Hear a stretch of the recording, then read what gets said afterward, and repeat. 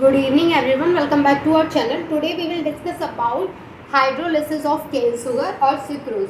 आज हम बात करेंगे कि अगर हम सुक्रोज का हाइड्रोलिसिस कराते हैं तो हमें क्या प्रोडक्ट मिलता है।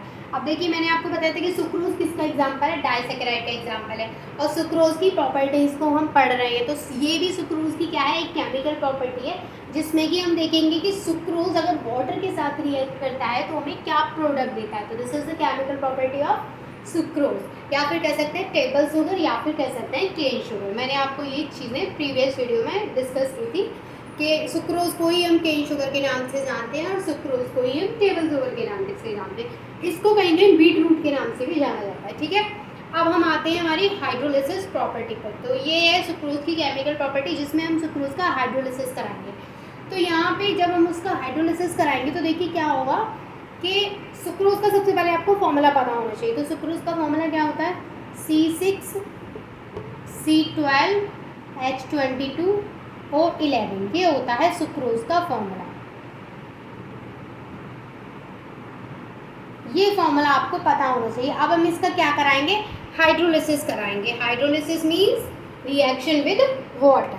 तो यहाँ पर जो सुक्रोज है, अब देखिए आप सुक्रोज का जब हाइड्रोलिसिस कराते हैं तो ये हमें दो प्रोडक्ट देता है। दो प्रोडक्ट कौन कौन से देगा, देखिए यहाँ पे हमें ये देगा ग्लूकोज एंड फ्रक्टोज। अब आपको पता है कि ग्लूकोज और फ्रक्टोज दोनों का ही जो केमिकल फार्मूला होता है वो क्या होता है, सेम होता है। क्या होता है वैसे केमिकल फार्मूला, C6H12O6, जो कि मैं आपके साथ काफ़ी टाइम से डिस्कस करती आ रही हूँ और प्रीवियस वीडियोस हमारी सारी ग्लूकोज और फ्रक्टोज की ही थी। तो आई होप कि आपको याद होगा कि ग्लूकोज एंड फ्रक्टोज का जो केमिकल फॉर्मूला है वो क्या है। अब देखिए यहाँ पे होता क्या है कि जब हम इसका हाइड्रोलिसिस कराएंगे तो यहाँ पे कार्बन कितने हैं। अब मैंने बोला कि यहाँ पे दो प्रोडक्ट मिलेंगे तो मैं ऐसे बीच में प्लस लगा देती हूँ। वो मैं इसलिए लगा रही हूँ ताकि आप इजीली इस रिएक्शन को कर पाए।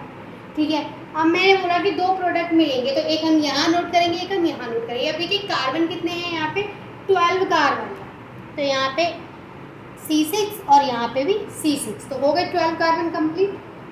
अब हाइड्रोजन कितने हैं, यहाँ पे 22 और दो हाइड्रोजन यहाँ से हाइड्रोलिसिस करवा रहे हैं तो हाइड्रोजन कितने हो गए 24। तो ये हो गया हमारा हाइड्रोजन 12 और यहाँ पे भी हाइड्रोजन 12, तो 12 12 24 हो गया। अब ऑक्सीजन कितने हैं यहाँ पे 11 और एक ऑक्सीजन ये वाला, तो ऑक्सीजन कितने हो गए टोटल 12। तो यहाँ पे O6 तो ये हो गया हमारा ग्लूकोज, ये हो गया फ्रक्टोज।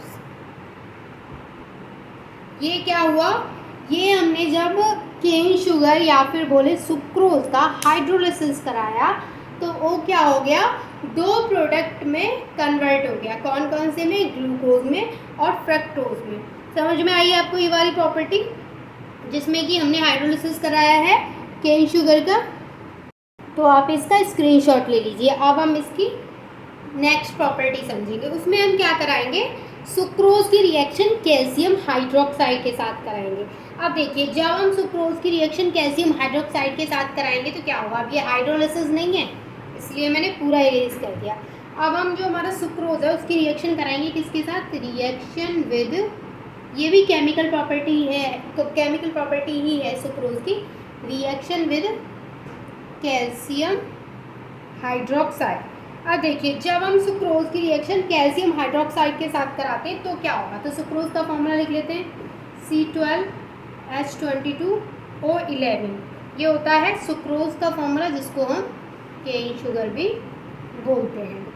ठीक है, अब हम इसकी रिएक्शन कराएंगे कैल्शियम हाइड्रोक्साइड के साथ, लेकिन हम यहाँ पे यूज़ करेंगे इसके 3 मोल्स। तो यहाँ पे जो हमें प्रोडक्ट मिलेगा वो क्या मिलेगा, कैल्शियम सुक्रोसेट। देखिए जब कभी भी हम सुक्रोज की रिएक्शन कैल्शियम हाइड्रोक्साइड के साथ कराएंगे या फिर बेरियम हाइड्रोक्साइड के साथ कराएंगे या फिर स्ट्रोंशियम हाइड्रोक्साइड के साथ कराएंगे तो वहाँ पे सुक्रोसेट्स का फॉर्मेशन होगा। ये चीज़ आपको याद रखनी है कि वहाँ पे किसका फॉर्मेशन होगा, सुक्रोसेट्स का। तो यहाँ पे क्या होगा, हमारा जो फॉर्मेशन होगा वो होगा C12H22, ये एज इट इज़ रहेगा, O11 भी एज इट इज़ रहेगा। इसके अलावा 3CaO इससे जुड़ जाएगा इस तरीके से और हमें 3 मोल ऑफ वाटर मिलेगा। तो ये जो हमें यहाँ पे मिला है ये इसको क्या बोलते हैं हम, कैल्शियम सुक्रोसेट, इसको हम कैल्शियम सुक्रोसेट बोलते हैं। समझ में आ गया आपको कि किस तरीके से रिएक्शन हुआ है। कैल्शियम हाइड्रोक्साइड की रिएक्शन हमने केन शुगर के साथ कराई है।